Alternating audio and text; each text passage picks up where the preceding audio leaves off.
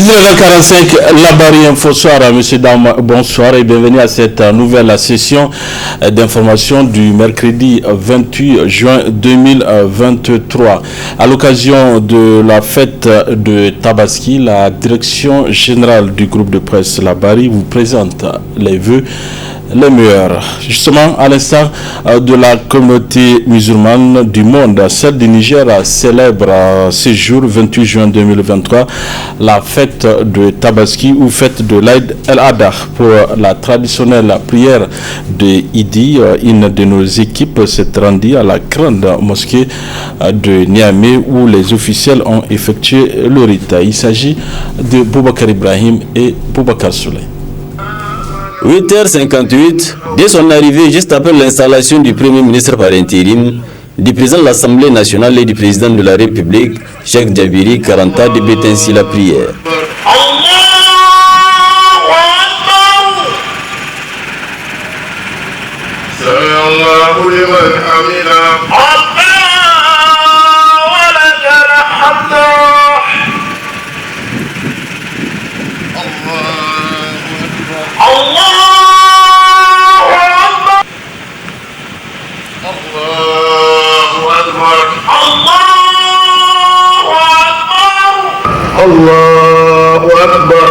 C'est fit après quelques minutes d'invitation au bon comportement et à la pratique du convenable.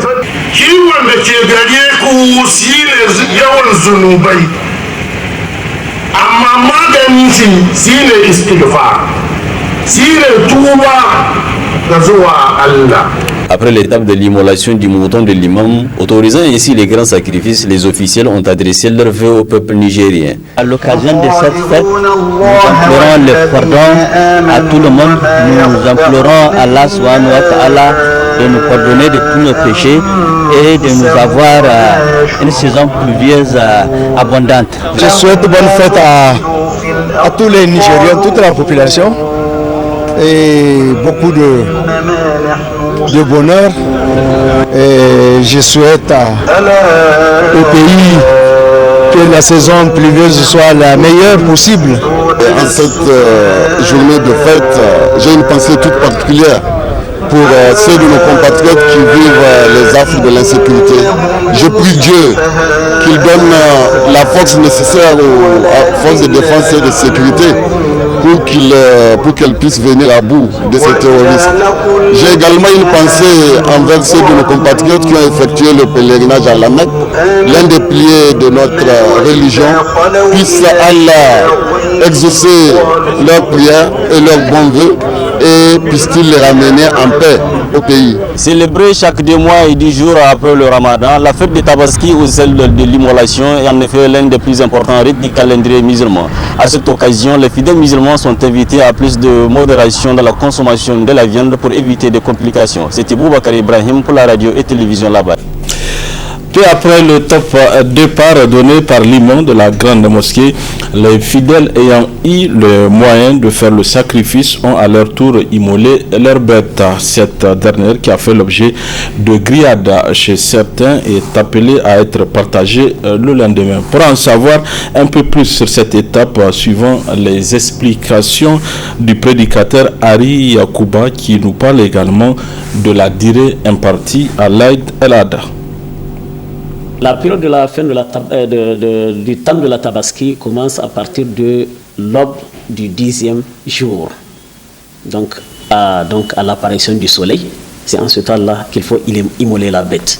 Maintenant, cela s'étend jusqu'aux 3 jours qui suivent la fête, Ayyam Tashrik, c'est-à-dire 11e, 12e et 13e jour du mois de Dhul Hijjah.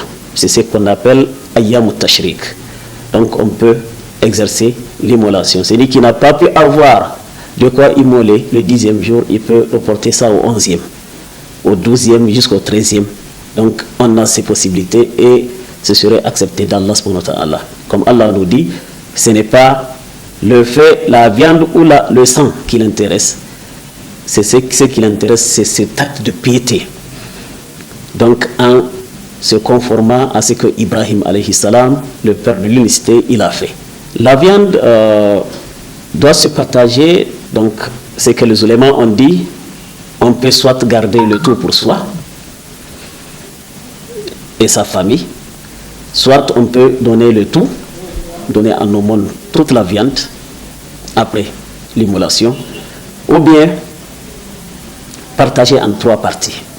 Une partie pour soi et sa famille, une autre partie pour ses amis et invités, et l'autre partie pour les nécessités ou les voisins du quartier. La fête de Tabaski rime avec une consommation abusive de la viande chez certains, toute chose qui n'est pas sans conséquence sur la santé. Suivant à ces propos les conseils du nutritionniste Abdelrazak Bello. L'excès de consommation de la viande le jour de la fête, il peut y avoir plusieurs conséquences. Les conséquences, c'est essentiellement, ce sont des conséquences de type diarrhée, de type nausée et de type vomissement. Donc ces conséquences-là sont dues, comme vous l'avez dit en introduction, à une surconsommation de la viande. Maintenant, qu'est-ce qui explique la survenue de ces troubles digestifs-là? Parce que quand vous prenez ces troubles digestifs, c'est comme quelqu'un qui est habitué à faire un travail quotidien et que vous lui demandez un beau jour de faire le même travail, mais 10 fois plus important ou 30 fois même. Donc en fait c'est ce qui se passe le jour de la fête. L'organisme, l'être humain est un omnivore, donc qui est appelé à manger des aliments aussi bien d'origine végétale que d'origine animale. Et ce qui se passe le jour de la fête, c'est qu'on a une consommation exclusivement à base d'aliments d'origine animale. Donc la surconsommation de ces produits d'origine animale va faire en sorte que nous allons être confrontés à ces problèmes-là que j'avais évoqués tout à l'heure, au début, que sont les diarrhées et les vomissements. Mais il faudrait faire attention, les diarrhées et les vomissements ne vont pas venir de façon brusque, de façon brutale. Il y a généralement l'organisme est bienfaisant, et dans cette bienfaisance, l'organisme nous envoie toujours des petits signaux, n'est-ce pas, qui veulent tout simplement dire que je suis en train d'atteindre mes limites. Et ces petits signaux-là, ce sont les nausées. Donc, lorsque vous sentez la nausée, lorsque l'on consomme de la viande et qu'on sent la nausée, donc ça veut tout simplement dire qu'il faudrait ne pas abuser de la consommation de la viande. Et naturellement, lorsque vous abusez de la consommation de la viande, le travail de la digestion ne va pas bien se faire parce que l'organisme a atteint ses limites, et c'est ce travail de digestion mal fait là qui est en grande partie responsable de la diarrhée. La consommation de la viande le jour de la fête, comme vous l'avez dit, est non seulement associée à une surconsommation de produits sucrés, mais également à une surconsommation de graisse, mais également à une surconsommation de piment. Donc, malheureusement, tous ces éléments mis ensemble vont être des éléments qui vont provoquer des troubles pour la santé. Les dispositions à prendre lorsqu'on consomme des produits d'origine animale, notamment la viande, c'est de faire en sorte qu'on associe la consommation de la viande, plutôt que de l'associer à des jus, à des produits sucrés, vaut mieux associer la consommation de la viande avec des aliments qui sont riches en fibres alimentaires. Mais où est-ce que nous allons trouver les fibres alimentaires naturellement dans les fruits et légumes? Donc il est important, lorsqu'on consomme de grandes quantités de viande, comme c'est le cas le jour de la fête, il faudrait associer avec des fibres alimentaires qui vont permettre de mieux réguler le transit intestinal, qui vont être un élément permettant justement d'éviter la survenue de ces diarrhées-là et de tous ces troubles-là. Bien entendu, également, il faudrait, l'autre conseil que je donnerais, il faudrait également boire suffisamment. La meilleure boisson, ce n'est pas la boisson sucrée, mais c'est plutôt l'eau. Lorsqu'on consomme de grandes quantités de viande, il faudrait également consommer de grandes quantités d'eau. Maintenant, élément qu'on va retrouver, parce que quand vous prenez la viande est un aliment qui est très riche en protéines, qui est très riche en vitamines et qui a une teneur en eau très élevée. Donc c'est ce qui fait que la viande est généralement favorable à la croissance d'un certain nombre de germes, de contaminants, et ces contaminants-là malheureusement peuvent entraîner également des intoxications alimentaires. Donc le jour de la fête, on va consommer de grandes quantités, et ces grandes quantités peuvent entraîner des intoxications alimentaires. Place à présent à la rubrique hebdomadaire de la chronique juridique dont le numéro d'aujourd'hui traite du droit à l'image. C'est avec Maître Moustapha Amidou Nebue Maman, avocat à la Cour. Très bonne réception à vous.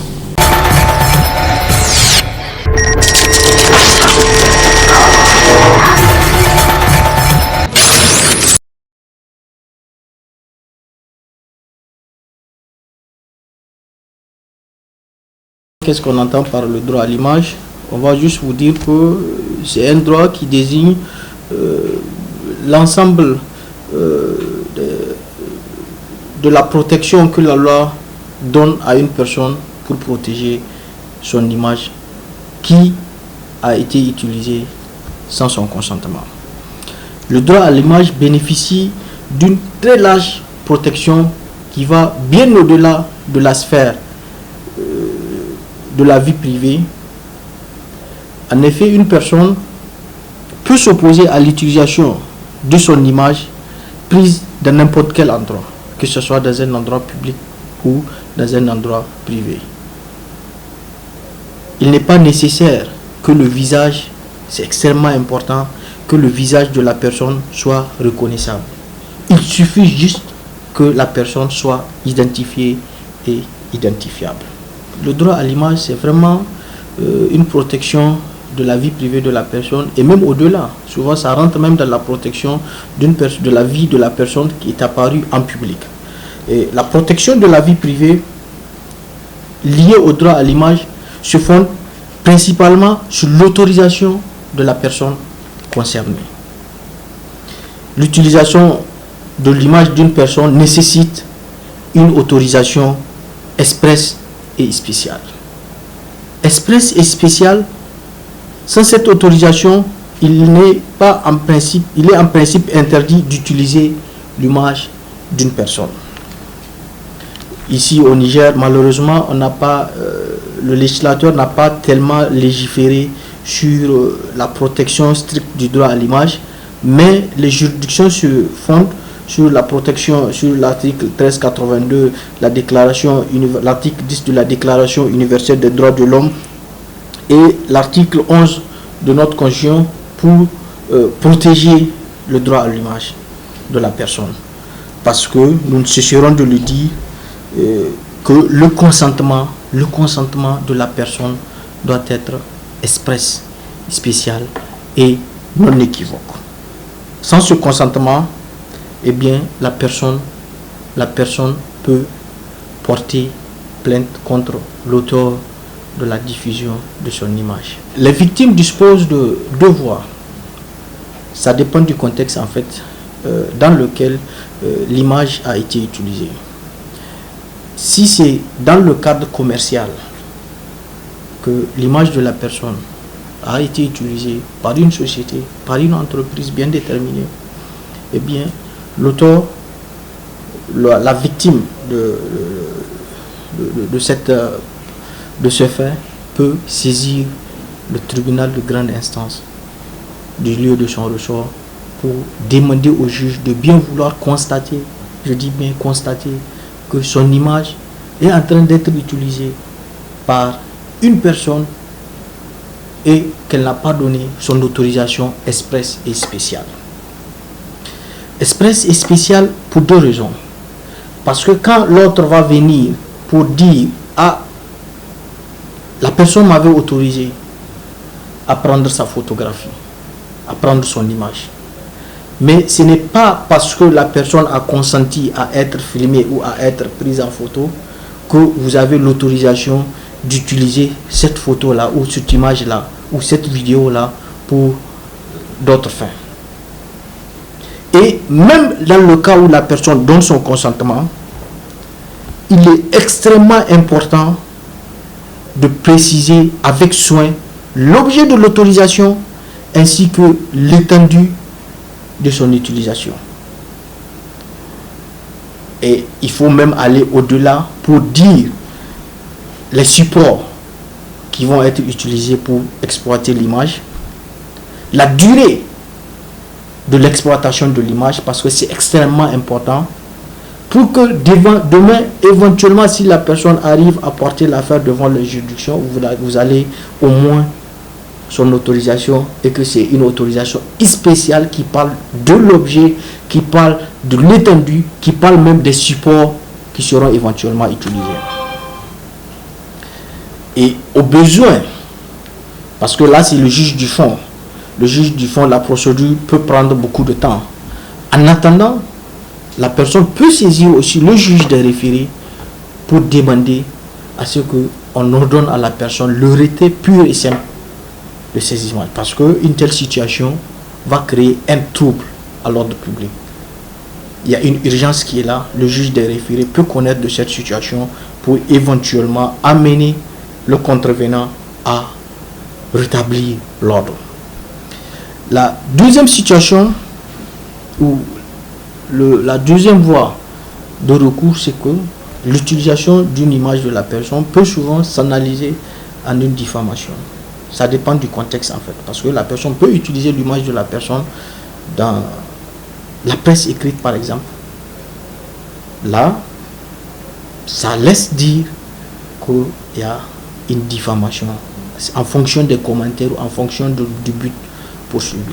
La personne peut saisir le juge pénal pour demander éventuellement de constater d'abord la violation de la loi pénale et après demander la réparation du préjudice que cette publication lui cause.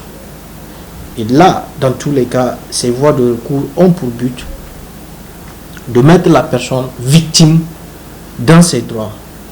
Il lui suffira de démontrer la faute commise par la personne qui a utilisé son image, le lien de causalité entre cette faute et la personne et le préjudice qu'il subit du fait de cette utilisation. Donc vous voyez un peu comment la personne peut utiliser ces voies de recours. Et c'est des voies qui sont là, ça peut faire l'objet d'appel, ça peut aller jusqu'en cassation où les juges vont déterminer. Et ici, ce qui est important de souligner, c'est que d'après une jurisprudence constante de nos cours et tribunaux, on dit l'exploitation de l'image d'une personne dans une publicité implique son consentement de manière certaine, effective et non équivoque, spécialement donné pour l'utilisation publicitaire. Ça, c'est une jurisprudence constante de nos juridictions, ici au Niger bien évidemment. Donc toutes les fois où une personne se voit dans cette situation où son image a été utilisée sans son consentement ou à tout le monde, sans pour autant que la personne consente expressément que l'utilisation sera faite dans une publicité, eh bien la personne peut saisir les juridictions qui au besoin vont le mettre dans ses droits. Et toute personne dispose sur son image, partie intégrante de sa personnalité, un droit exclusif qui lui permet de s'opposer à sa reproduction et à son utilisation sans son consentement. Donc vous voyez bien que pour qu'on puisse utiliser l'image de quelqu'un, il faudra qu'il y ait un consentement, et ce consentement doit être express, sans équivoque, et que la personne doit même expliquer le délai dans lequel l'utilisation sera faite, les supports qui seront éventuellement utilisés. À défaut, je dis bien, la personne peut saisir les juridictions pour être dans son droit. Les sanctions prévues, c'est que le juge peut ordonner le retrait des images. Le juge peut condamner la personne qui a utilisé l'image sans l'autorisation de la personne à des dommages et intérêts pour mettre la personne dans ses droits. Parce que ce qu'il faudra comprendre, c'est que la personne qui est victime de ces faits va juste démontrer l'image, va juste démontrer le préjudice subi, et le juge va tirer les conséquences qui est le fait de réparer ce préjudice-là. Et pour que le trouble cesse, il faudra naturellement retirer ces images qui ont conduit à troubler l'ordre public et à créer un préjudice en la personne qui n'a pas donné l'autorisation pour que son image soit utilisée. Le principe du droit à l'image souffre cependant de quelques exceptions, telles que la présomption du consentement pour les personnalités publiques, ou encore le droit à l'information du public. Parce que les personnes publiques, leur droit est un peu plus freiné, limité que pour les personnes ordinaires. Une personnalité publique, dans le cadre de l'exercice de cette mission de service public, peut être prise en image. Et c'est une présomption de consentement, on dit. Tant que tu es une personnalité publique, tu es dans un cadre public, eh bien, tu as consenti de manière implicite à ce qu'on prenne ton image. Mais là, il faudra faire la différence entre l'utilisation de la vie privée de cette personnalité publique et sa vie publique. Parce que vous ne pouvez pas prendre dans les images de la sphère de la vie privée de la personne pour venir dire non, il y a une présomption de consentement. Ça ne tient pas. C'est dans l'exercice de sa mission de service public. Et même là, la limite y est. Parce que ça ne doit pas avoir un caractère commercial. Vous ne pouvez pas utiliser l'image d'une personnalité publique dans un cadre commercial pour venir dire, parce qu'il y a une présomption de consentement, vous pouvez l'utiliser. Vous ne pouvez pas le faire. Mais vous pouvez l'utiliser pour donner l'information au public. Parce que le droit à l'information, c'est un droit extrêmement important que la loi protège. Donc, dans ce cadre, vous pouvez le faire. Et même dans le cadre de l'information du public, vous devez préserver la dignité de la personne. Parce qu'une photo ou comment on appelle ça, une image qui ne respecte pas la dignité de la personne, vous ne devez pas publier cette image, même si je dis bien, vous êtes dans le cadre de l'information du public. Et l'autre élément, c'est l'information du public. Donc il faut concilier aussi l'information du public avec la sphère de la vie privée. Donc c'est les limites qui sont fixées pour le droit à l'image. Pour ce qui est des personnalités publiques, on dit l'image d'une personnalité publique saisie dans le cadre de son activité professionnelle ou publique est moins bien protégée. Moins bien protégée. Toutefois, lorsque cette photographie a été prise dans le cadre de sa vie privée, il faut revenir à la règle de l'autorisation de la publicité. Si c'est une personnalité publique, dans le cadre de sa sphère de la vie privée, il faudra que la personne donne son autorisation expresse non équivoque dans le cadre de la publicité. C'est ainsi que, je prends un exemple, si par exemple vous partez à la primature au sortir d'un conseil de ministres, vous pouvez filmer le Premier ministre. Vous pouvez le faire. C'est une personnalité publique dans le cadre de l'exercice d'une mission de service public. Et le but, c'est l'information du public.